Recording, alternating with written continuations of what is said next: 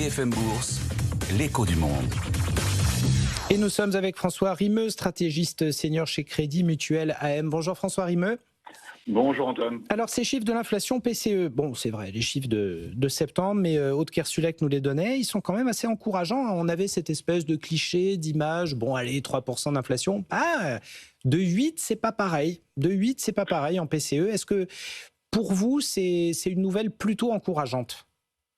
Pas vraiment, c'est complètement en ligne avec les attentes, Bon. C'est exactement ce que le marché prévoyait, et ça change pas vraiment ce qui est prévu pour les chiffres d'inflation en début d'année prochaine, une inflation qui devrait rester légèrement en dessous de 3, mais toujours au-dessus du target de la Fed. Donc ça change pas vraiment la lecture de l'inflation qu'on peut avoir aux États-Unis, ça change pas vraiment les débats que pourront avoir la Fed dans les mois qui viennent.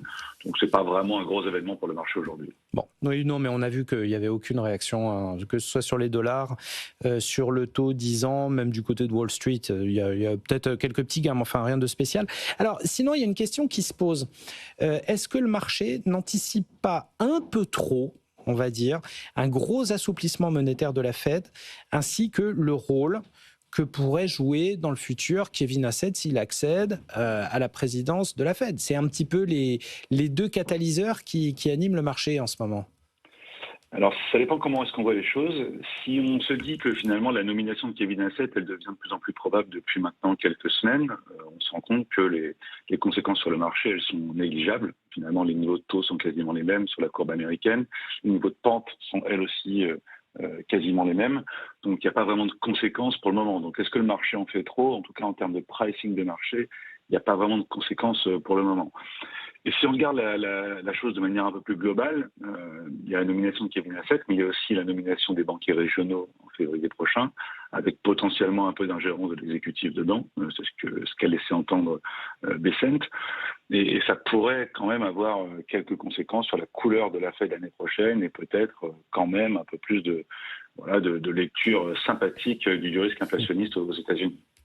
Dernière question, François Rimeux, on a vu quand même que la semaine avait commencé par des turbulences du côté du marché japonais, du marché obligataire japonais.